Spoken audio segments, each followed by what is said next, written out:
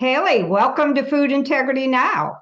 Thanks, Carol, for having me. Really looking Well, forward to the conversation. yeah, I am too. I first saw you or found out about you through my friend Bonnie Hari, Food Babe, and I think you did an interview on Instagram with her not too long ago, and I thought, wow, I love what you're doing, and I knew I had to have you on the show because you're all about kids, and that is so important. So I'm going to read to our listeners a little bit about you and your story. So, Haley is the co founder of My Superhero Foods, a wellness brand that teaches families about the powers of real food and the importance of what we put in our bodies. She is a working mama of three kids and three stepkids, ages 2 to 18. Oh my God, you are busy. She is married to Dr. Tarek Pacha, her best friend and co founder. Haley spent 17 years in the healthcare industry before creating My Superhero Foods. Her first 9 years were spent at Pfizer. There, she learned that so many chronic medicines aren't needed if you change the way you eat. Food can be the real medicine. She later spent another 8 years in bioinformatics, specifically urologist cancers and genomics. After being introduced to yoga and healing her own body through nutrition, she discovered a disconnect between the healthcare and nutrition industries and the strength of food as medicine. Shortly after, she dropped out of her master's in nutrition program and began a decade-long journey of self-education. Boy, I can relate to that. Haley and Tarek have co-authored several children's books, and we're going to be talking about those, and I'll be showing you the books. And they also have their free website, which is mysuperherofoods.com, and it helps raise awareness about the power of whole foods and wellness. And we are just thrilled to have you on the show today. Thank you. I'm excited to be here.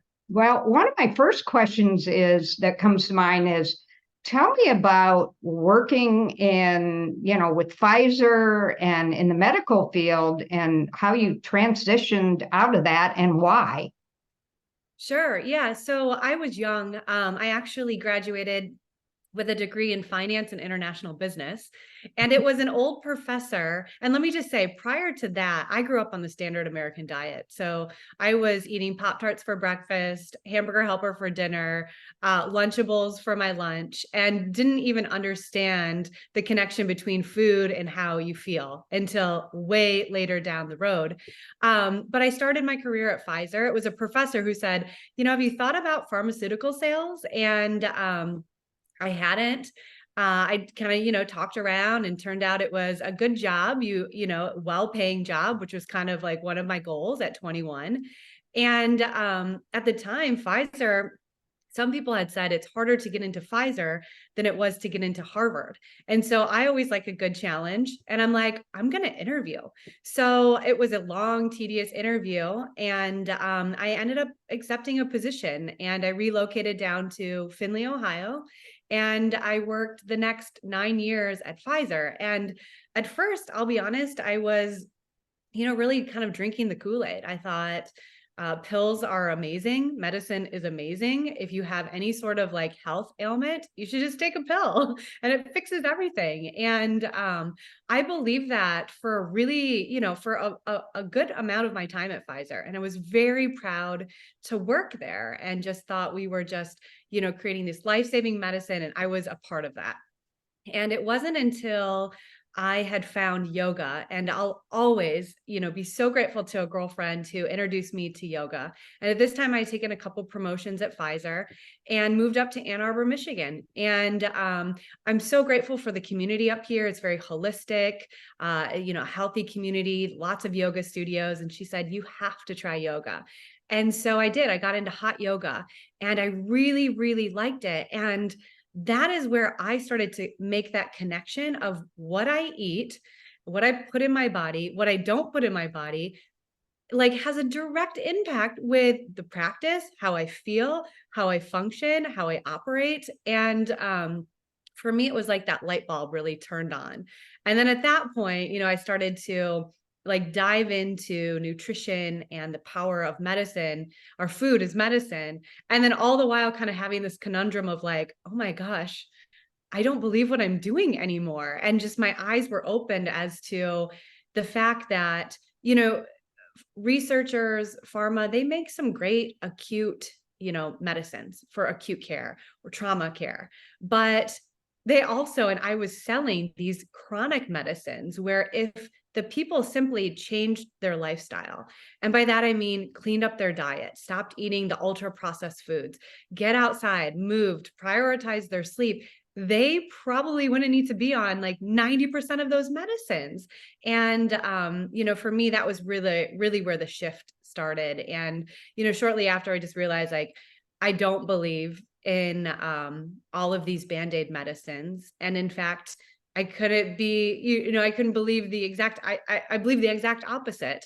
And eventually left and went on at that time to actually then I thought, okay, so food is medicine. I love nutrition. I started to heal all of my health ailments. So things that I thought were completely normal, frequent headaches, bloating, excess weight gain, acne, brain fog, fatigue, all this stuff that I'm like, I just have these symptoms and I'm just going to take a medicine and that's that. And I never questioned it. Like all that stuff healed when I cleaned up my diet. So then I thought, okay, I'm going to go on and try to get my master's degree in nutrition. And so I was working at the time, so taking a couple classes each, semester. And it was about halfway through that program where I also realized I'm like, I don't necessarily agree that we need to be focusing on like the macros in a hospital patient, and that looks like chocolate milk, French fries, cooked in seed oils, and like a plant burger or something. I'm like, I can't get behind this either. And I did come to find out later that a lot of what we were being taught in that master's in nutrition and dietetics program was sponsored by Big Food. And so therefore I had to leave that too. And I just thought, you know what? I'm going to go on my own and I'm going to teach myself. And so that's what I did. I dove into a lot of like functional medicine books and some of the deep researchers who are MDs, but they're doing like that deep research. People like, for example, Kate Shanahan or Robert Lustig. And I really like taught myself through their books and various courses, and then just experimented for me, like what worked and what didn't work. And ultimately, came to the realization that, like we talked about, food is the real medicine. When you change your diet, you can absolutely heal so many health ailments that you have. And then, I was just grateful that I learned all that before I had kids.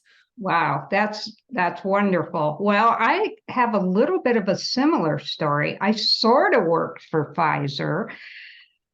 Years ago, I was in the legal field, and the law firm I worked for, we represented a lot of the big pharma companies, and Pfizer Oh, wow. was one of them. Mm-hmm. And it was during the diet drug litigation.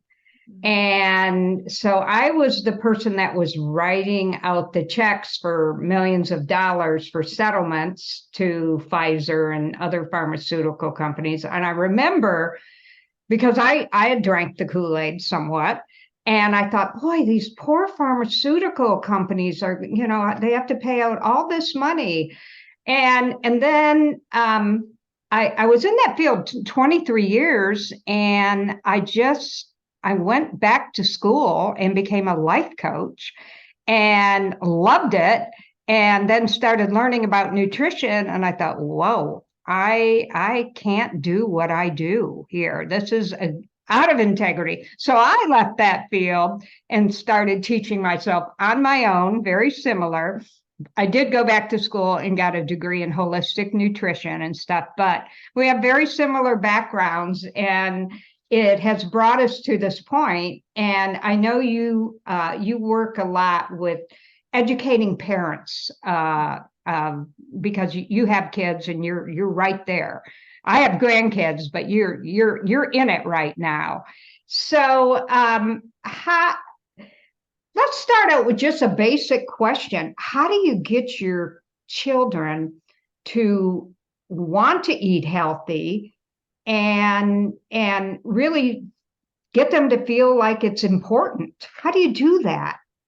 Yeah, I think that's a great question. And I had a real quick comment on your story as well. I find it fascinating that so many people are like, well, where's your degree? And I love the fact that like we are now at a place where we don't need to have a degree to learn the information. I mean, we are ourselves our degree in many ways. Like we're experimenting with ourselves and we are like curing these or curing these ailments that we were struggling with for so long on our own. And I just found it so empowering. And so I hope, to everyone out there listening too, it's like, of course, my husband's a doctor. So he had to go through years of training. And there are things that, I only would trust him with. But at the same time, he'll be the first to say they had such minimal amount of time spent in nutrition. And here we are like asking physicians about nutritional information. It's fascinating to me. So I love that you taught yourself in a lot of ways too. And I'm still teaching myself because, Sure. as you know,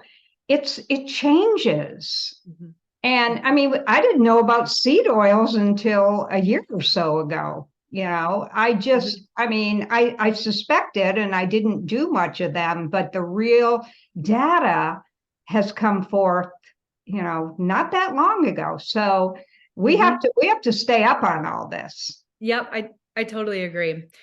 So anyways, to answer your question, I think for me, like I said, I'm grateful that I realized the power of food and the ingredients that I are not putting in my body, and then the real food that I am putting in my body before I had kids. And so while I was pregnant, I did find it interesting that for me, it was intuitive. And so I'm forever grateful for that, where it's like I'm building a baby and I need to, if ever is a time to eat healthy, it's while I'm pregnant. And it was very like careful about what I ate, and just really it was like every opportunity to sit down at a meal and eat, I'm not only nourishing me, I'm nourishing and growing my baby inside of me. I think a lot of people, and I think, doctors will be the first to say that. Some doctors, it's like, well, this is a pass. You know what I mean? You're pregnant, go eat what you want. And I think we need to really change that narrative of like, that's the Absolutely. time to be very particular about what you're eating. But when I had my son, for example, it just made sense. Like, okay, he's going to be eating real whole foods. Like, we're not going to do processed foods. I talk a lot about natural flavors. I feel like they just fly way under the radar. And Yep. I think that they are the cause, or one of the causes, of why so many children are picky eaters, because these are fake flavors put in everything. And so, of course, kids are going to prefer these fake flavors to the And flavors they're that are real. not just fake flavors, but they can sneak things in there that you don't want, like MSG and things like that. So Yeah. I wanted to just drive this point home, because if you see a product and you see natural flavors, you want to put it back. Mm-hmm. Yeah, you absolutely want to put it back. And in some ways that's good, because I think it's the fourth largest ingredient now. So it's in almost every processed food. So if you eliminate natural flavors, you're by default going to eliminate a lot of the, junk processed food Yeah. just automatically. There could be up to 100 different chemicals in there. And they're specifically designed to trick our taste buds and to make us overeat and to prefer that flavor, that fake flavor, over a real one.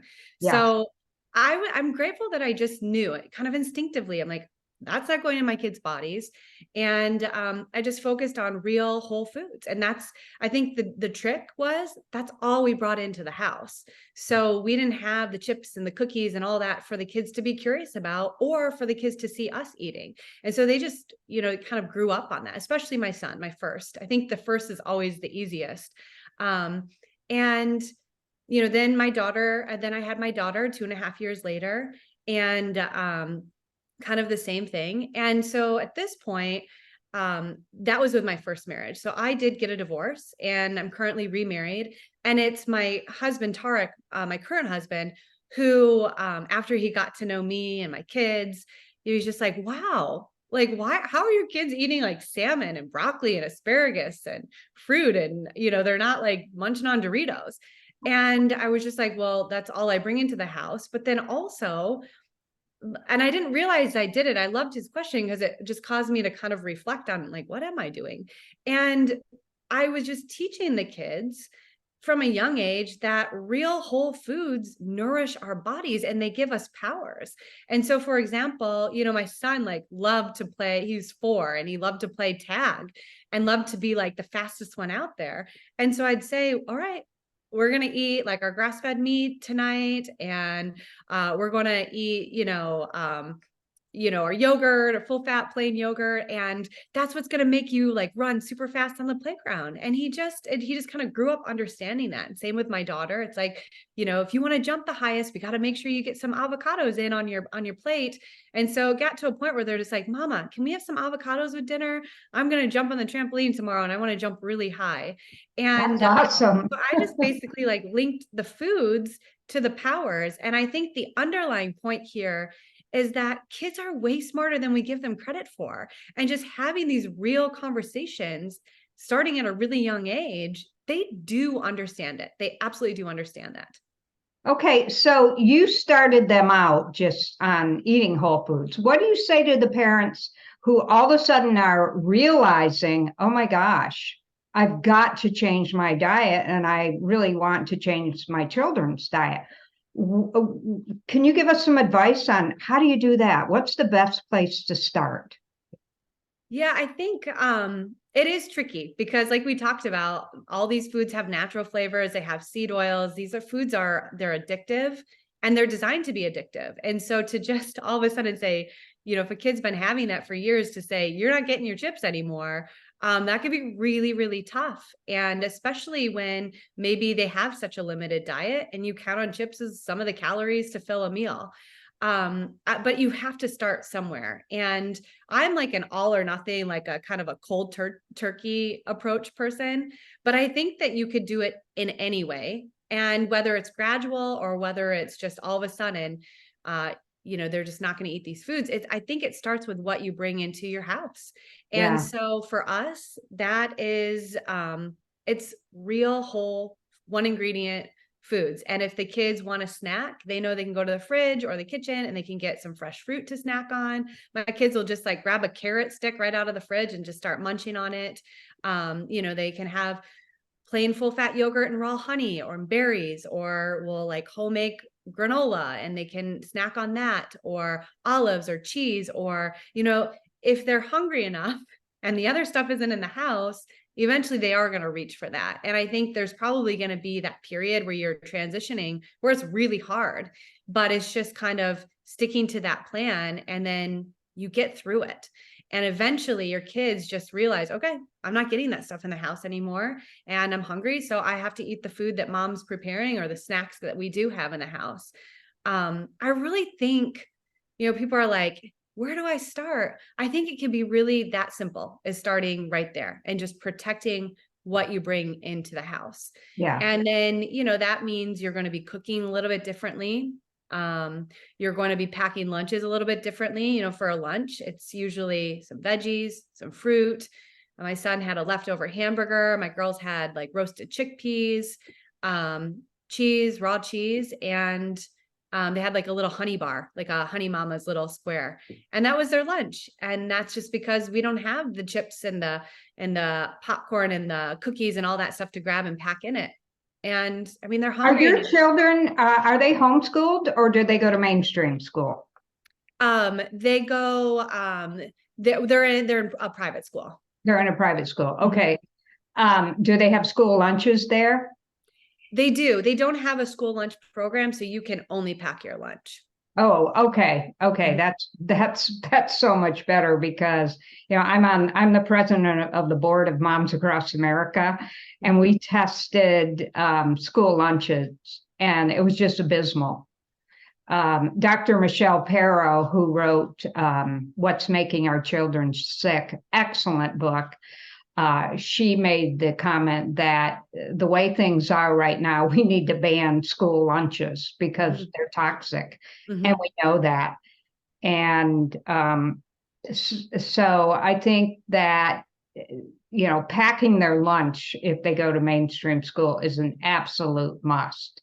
But one of the things that you probably know this, but I interviewed, I can't think of his name right now, it was a while back, but he's with the Heartland Health Institute, and they do studies, a great organization, and they did some studies and that they found out that about 98% of our pesticide and herbicide load, I'm not talking glyphosate, I'm talking pesticide, herbicides for the most part, we get from our fruits and vegetables. So, I tell people, they say, where should I start? I say, buy organic fruits and vegetables. I mean, if you can reduce your toxic chemical burden by 98% by just doing that, that's a great place to start. And then next we talk about glyphosate and how it's used as a desiccant and a drying agent. So you have to buy organic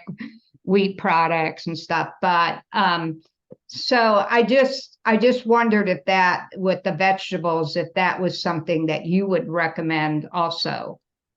Yeah, I think it's a great point. I actually didn't learn of that study until just, I don't know, the last couple months or so. And it was eye-opening, 98%. Yeah, So, I mean, yeah, it's huge. I totally agree. We and we do prioritize organic. I think that's an incredible point. And that's a great first place to start as well. Many people will say organic is more expensive.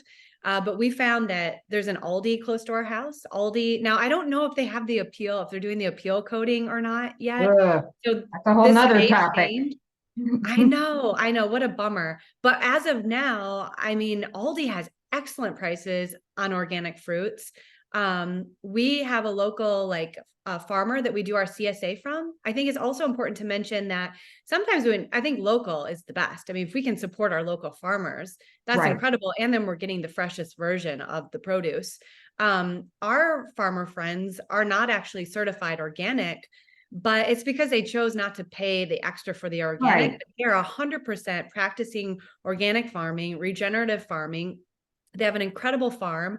And so, I think it's important to go to your farmer's market, ask questions. It may not have to say organic certified. It still may be organic. And I think you can save a lot of money that way too. I mean, we really prioritize buying local, especially over the summer. The winter, it's hard. Our CSA stops up here. But then cooking with the local, batch that we got that week. So I think that you're right. That's a great place to start too, is buy organic. And and when people tell me, I try to be sensitive to this subject, that it's too expensive. In the long run, it's really not, because you're going to cut the cost of your health. What you spend on trying to stay healthy, and so, and I think that, I mean, all groceries are expensive right now anyway, whether it's organic or not organic, but it's worth it. I mean, the price of cancer is astronomical. So what do they say? Pay up front, pay now or pay later, right? Pay now or pay later. And it's so true. But at the very least, to start with the fruits and vegetables. I like that advice a lot. That's a great point, Carol. Do you have any challenges, or have people talk to you about challenges they have with their kids? And do you have any advice in that area? Because, okay, so you're doing the right thing. They're eating whole food. They're not used to having junk food, but they get around other kids. Do they ever feel like they're missing out, or does that come up? Well, yeah, actually it does. So as I mentioned, I'm divorced, and I have 3 biological kids and 3 stepkids. I'll speak about my biological kids. The first 2 are with my ex-husband. And, when we were together, he was all on board for the kids eating healthy, fully supportive of that. And then we get a divorce and without like sharing too much of my frustrations, but it's almost like you divorced me, so now I'm going to do whatever I want with the kids when I have them. And so, they eat stuff that I would not approve of over at his house. And there's nothing I can do about it. And man, That I know that's an issue with a lot yeah, of people. yeah. And I have to take a step back and just say, for my mental health, I had to get out of that relationship. And so there was no other way. There wasn't like a staying in to protect the children, because ultimately that wouldn't have been best for the children. So Right. I've accepted that, as hard as it is. And trust me, it took a long time for me to like kind of like just find some peace around that. Now, I don't think, he's not giving them fast food every day. So I'm grateful for that, but it's definitely not at this end of the spectrum that I would like. So I can see firsthand, if the kids were over with him and they come back, I can automatically tell if they've had, like, for example, an artificial color, something with artificial colors in it. I mean, their behavior is so night and day different. Yes. And so what I do, the only thing I can do is teach my kids, because he's not open to having a conversation about, hey, you were once on board, what happened? It's more of a punishing thing, which is really sad. But I can teach my children. And so I teach them to check in with their bodies. Hey guys, you guys, what did you guys have to eat? Okay, so let's pull up the ingredients and look at it. Okay, yeah, here is, red 40. So let's just check in with how we're feeling right now. You feel like you're kind of bouncing off the walls. You feel like you just want to, like, you have this anger that you can't like tame right now. That is linked to the food. So you guys, as you get older, you guys have to protect your own bodies, and, ask to read ingredients, because you can understand and start to feel how that's affecting your own body. Same thing with like birthday parties. My youngest is, she'll be 3 in February, and she has never had like any ultra processed foods. She's not had the blue birthday cake at parties, period. It's my job as her mom, just like I wouldn't let her touch a hot stove. You're not getting any of that food right now. But as they get older, I feel like it's harder to say no. If we're at a birthday party and all their friends are eating, the cake with the blue frosting, I don't want to embarrass my kids. I don't want to just say like, no, don't eat that, and not give them the why behind it. And so I think 2 things happen for me. The first is that I'll let them have some of the cake. And I love it because we actually bake a ton at home. So we are always cooking from scratch. Any dessert that we have, we don't buy it at the store, we bake it at home. So they know what good quality desserts taste like, and they appreciate that. So the best thing is, they start to eat the cake and they're like, ugh, this tastes weird, mama. And I'm like, I know, it does taste weird. It's not real.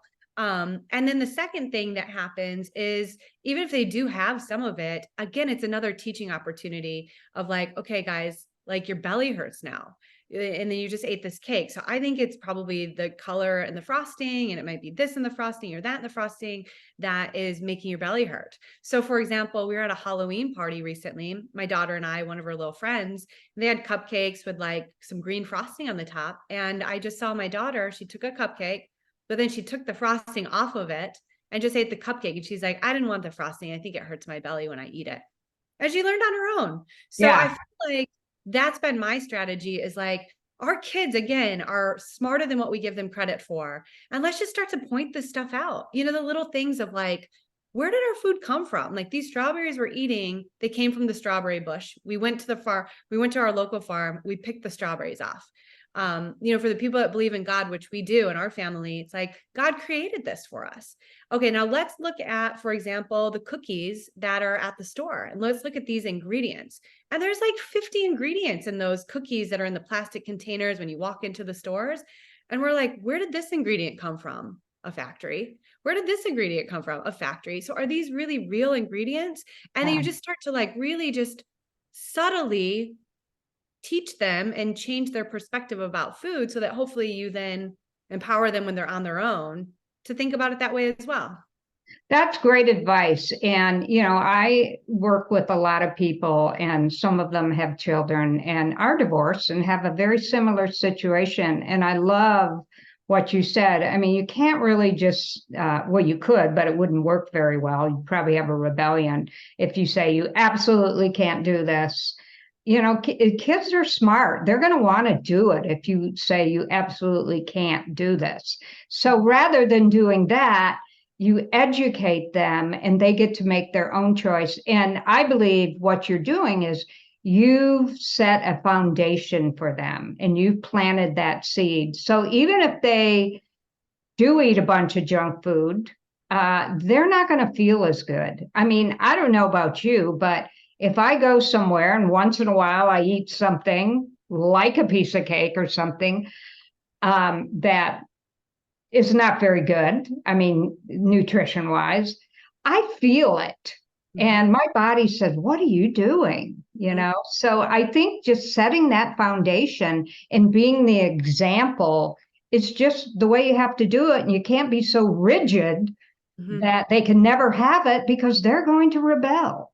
Yeah, I think they will. And then the other, it's a fine line between shaming, right? I mean, oh yeah. Part of me wants to be like, your dad feeds you this because he's mad at me, and this food is bad food, but I can't do that because it's not going to hurt their dad. It's going to hurt them. And I don't want them to feel guilty about food either. So just, again, teaching them to tune in and learn for their own selves, I think has worked really well for us.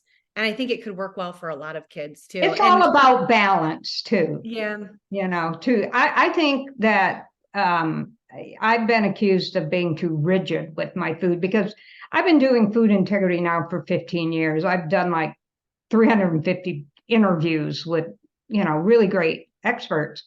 And I know so much that I felt like for a while there, I was getting too rigid with my food, like making my food more powerful than me, in essence. And so you don't want to be too extreme. You want to be in balance, eat mostly organic. There's a few things that I think are absolutely no, that's processed sugar, seed oils, which we're going to talk about in a minute. And eating at a fast food restaurant, as we now know after our recent report that Zen and Moms Across America, we did about all the fast food restaurants. I mean, we knew it was going to be bad, but we didn't know it was going to be that bad.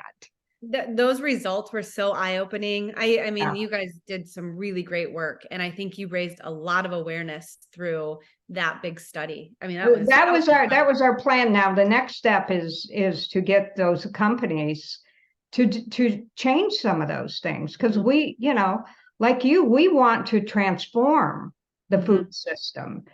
And by getting this information out, we're hoping some of those corporations will start to think, well, maybe we could switch this, but we'll see. But I hope so. You guys are doing amazing things. And I hear you too. It is a balance, but at the same time, because I've been accused of being rigid, and I am rigid. I mean, you won't ever see me eat fast food. I am too, but I was like, never. Yeah. But it's like, well, we know that what's going to happen. I mean, for me, it's either an instant headache, some sort of breakout around my mouth, bloating feeling for like 2 to 3 days afterwards, or I'm feeling tired. I'm like, it's not worth it. I know it's not. It's really not. Affect me. It's not worth it. Yeah. Well, I rarely eat out, and there Same are. With us. We're really fortunate. We have a restaurant in Temecula called Eat Restaurant that's mostly organic, and then there's a restaurant in Encinitas that is 100% organic. I got to give them a shout out. It's called Good On Ya. And they make their own ketchup. They cook their French fries in beef tallow.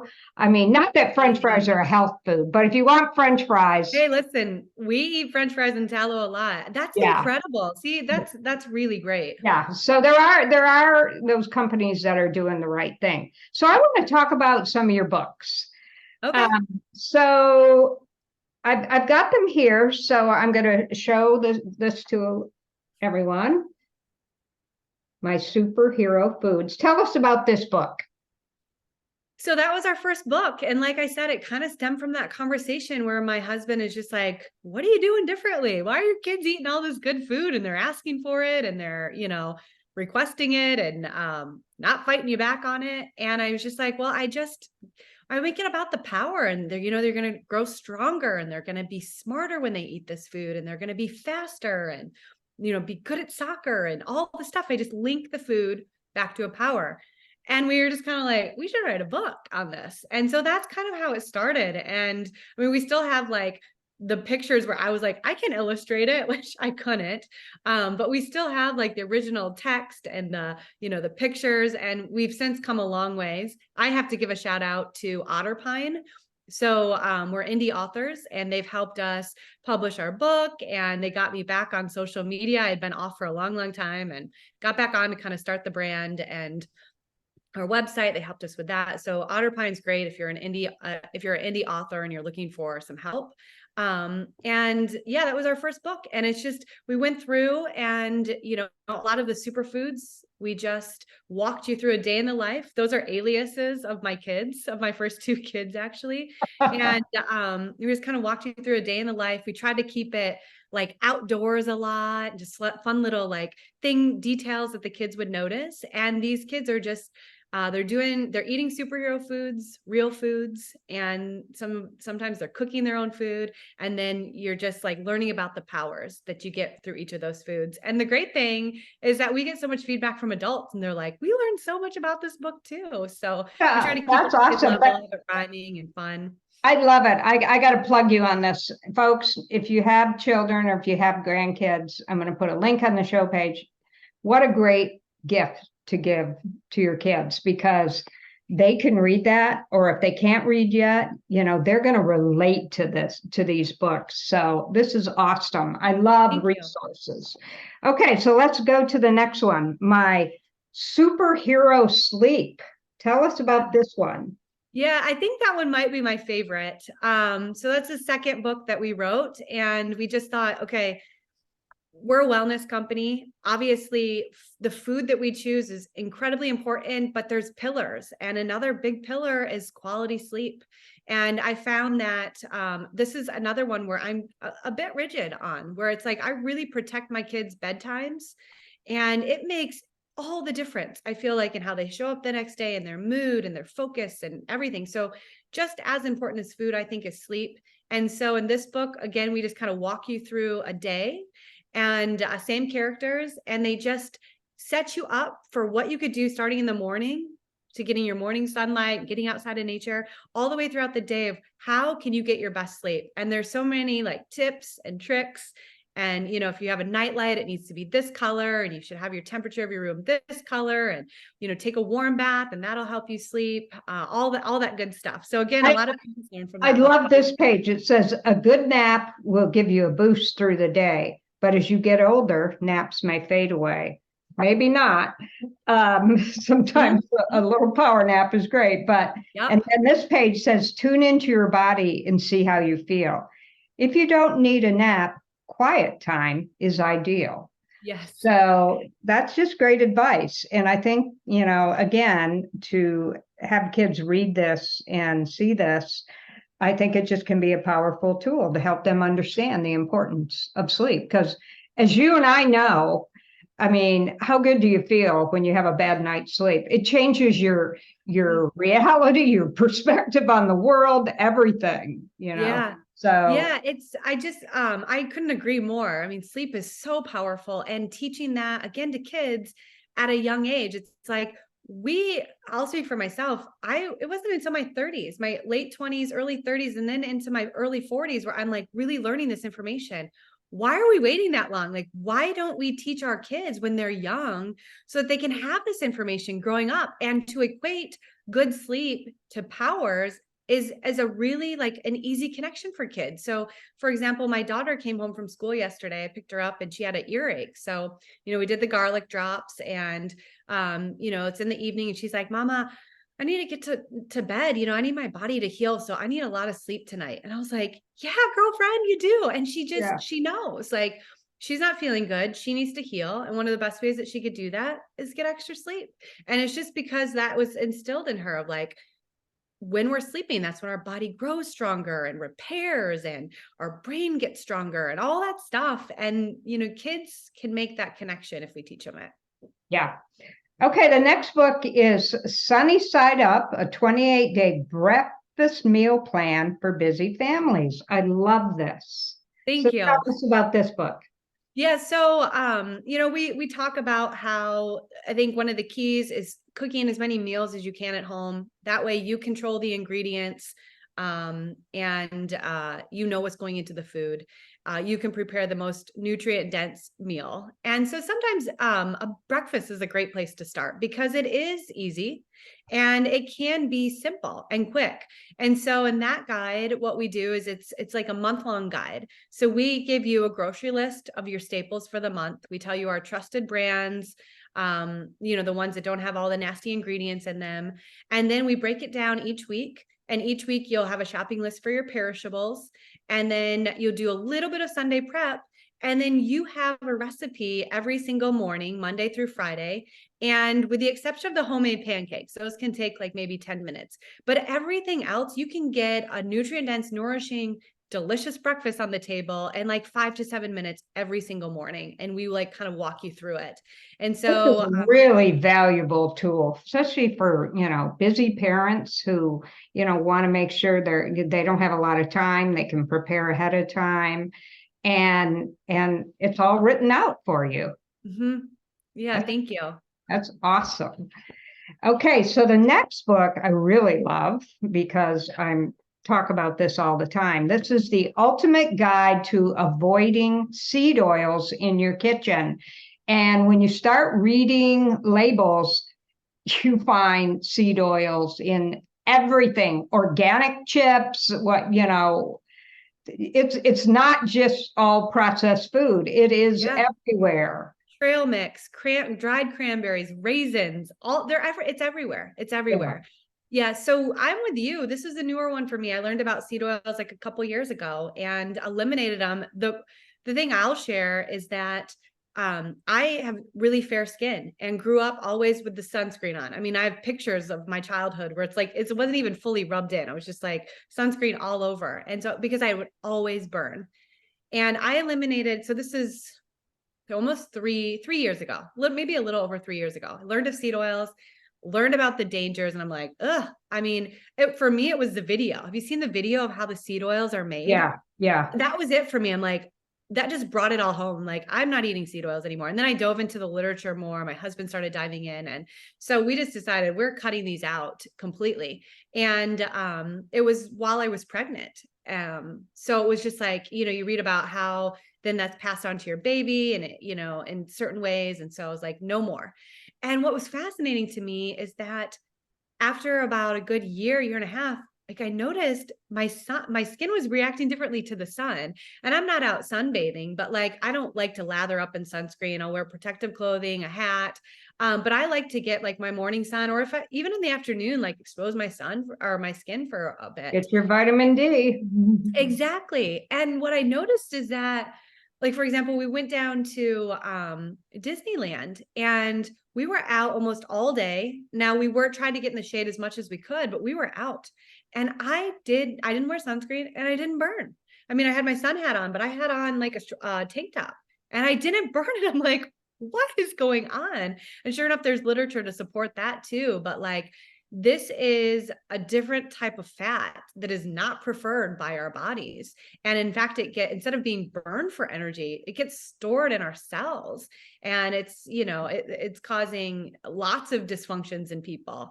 Yeah. So that guy just kind of walks you through, why, and then it tells you different alternatives to cook with. Grass-fed ghee, my personal favorite. Which one is ghee? Ghee. I use ghee in everything. Yeah. This is wonderful. Beef tallow. And then you have a section in here, healthy fats on a budget. So there's a little something for everyone in this book. And again, this book, as an adult, I mean, I think it's as much for adults as it is for kids, so you can really understand it. Thank you. Yeah, you know what? We've decided we need to change the cover because that actually is for adults. But I think the cover, everyone thinks it's a kid's book based on the cover. And so we're like, we need to change it because it's totally geared towards adults. Yeah. Yeah, you could, but it's wonderful. And I think it's much needed because, I think people have heard at least in my world, a little bit about seed oils, but this kind of goes through it all and it all makes sense. And, and it'll get people to just really rethink, what they're buying and what, they start reading things and you just feel better.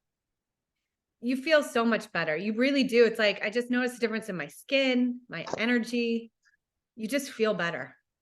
Yeah. So, yeah, you've pretty much come full gamut from working with the sick care system, as I call it, because we don't have a healthcare system. I mean, we do, but our country just has done it completely wrong. And I think people are waking up more and more. Unfortunately, they're waking up because they're getting sicker. And I know I'm finding I'm getting more clients because people are sicker. Whereas I prefer, educating so that you don't get sick, because it's much easier to stay healthy than get sick and then get healthy. It can be done though. And I believe it can be done by changing your diets for the most part and lifestyle. That all kind of goes hand in hand. Yeah. So I really, really love your books and love the work you're doing. Do you have more books coming in the future or do you have We do. So we have a mindset book written. So it's based off a lot of the work of Carol Dweck and fixed mindset versus growth mindset.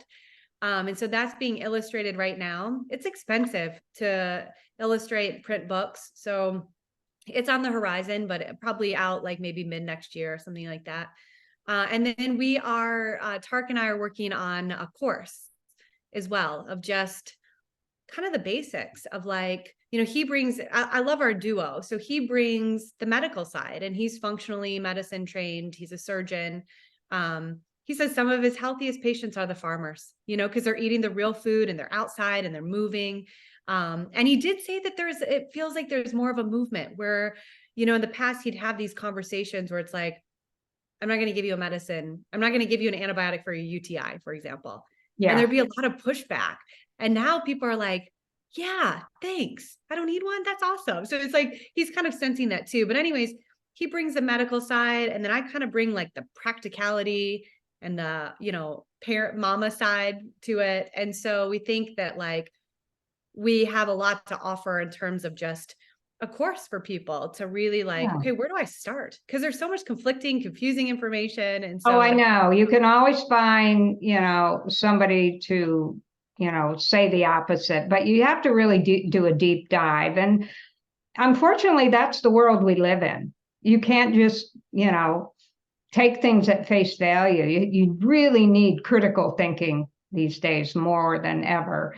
And I love that you're doing a book on mindset because this year, early in the year, I got together with Dr. Rosie Kuhn, who's a transformational psychologist, and she and I did a whole series. I think we did 10 or 11 podcasts together where we talked about mindset.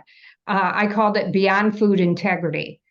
And I'm actually going to be writing a book about Beyond Food Integrity because I think it's really important what we eat, but it's also important what we allow in our mind, our mental, our emotional. But if anybody's interested in that, they go to foodintegritynow.org and go to the Beyond Food Integrity and you'll get to listen to those shows. I think we did a really good job of that because it's all important. It's just, if you're still angry from your childhood and, pissed off because your parents weren't perfect and you're eating 100% organic, you still may get sick. You've got to get rid of those toxic emotions. So I love that you're doing that. And to me, are you directing this toward children? Yeah, it is. So it's a kid's book. The course. Yeah, no, the kids book is totally, it's kind of like, I don't know, right now it's a trilogy. It might be, but there's lots more pillars too. But anyways, okay. It's a kids book. Okay, great. Well, maybe we'll have you back on when that comes out and we can talk about that because that is something that, our kids are not really taught in school how to deal with their emotions. And I think it's really important. Of course, that all begins in the home, Mhm. but, kids are in school a large part of their day. So, yeah, so I think that's really, really important. So, Haley, I love that you're writing on it too. I can't wait to check out your series. I mean, I think it's so well said, Carol. It's like you can eat as clean as you want, but if you have these underlying stressors and, this nervous system dysregulation, you're not going yeah. to get healthy. So, And we the way we did it is we picked a subject and we never thought about it ahead of time, which I loved. We came on like you and I, okay, what are we going to talk about today? And we'd go, how about gratitude? And then we'd spend there, most of the shows are about a half hour, and we just talk about the importance of gratitude. So mhm. I think it's just a wonderful resource. We got really good feedback on it, and maybe we'll do it again at some point. But Mhm. yeah, check that out. But I really love what you're doing. And it's so important that our kids, especially as young as possible, to get that healthy immune system.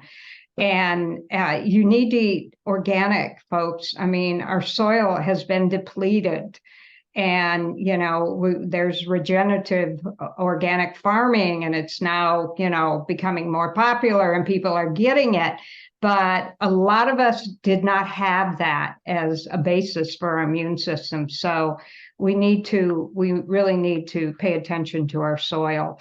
I think today is World Soil Day too, so Oh, wow. yeah. How And exciting. How like you appropriate. say, girl, who's a friend of mine, Kelly Ryerson, she posted something. But anyway, thank you so much. And give us where they can find you, a little bit more information on how to contact you. Sure. So, my husband does a lot of work on our website. So we have lots of resources there. You can find us at www.mysuperherofoods.com. And then I'm on Instagram. You can find us there at My Superhero Foods. And we're just, through posts and the videos and the reels, having conversations about different ingredients. And hopefully they're motivating to parents to really start to change their mindset around food and encourage them to read labels and really think about what we're putting in our bodies and our kids' bodies because it's so important, more important than ever, I would argue. So Yeah. those would be the two places that you could really find us. Yeah. Well, And that's our books are on Amazon too. So you can get them on the website. You can also get them on Amazon. okay. And again, I'll put links to all these on the show page with this. So anyway, thanks again, Haley. You're doing great work, and our kids are so important, and I appreciate your work so much. And I'm excited. You're really one of the first people, well, maybe I've done a couple over the years, but with information directed toward kids in general. And it's just so important. So thank you again. And thanks to our listeners. And we'll be back soon with another great show. Thank you, Carol. I admire all the work you're doing as well. So thanks for Thank having me you. on.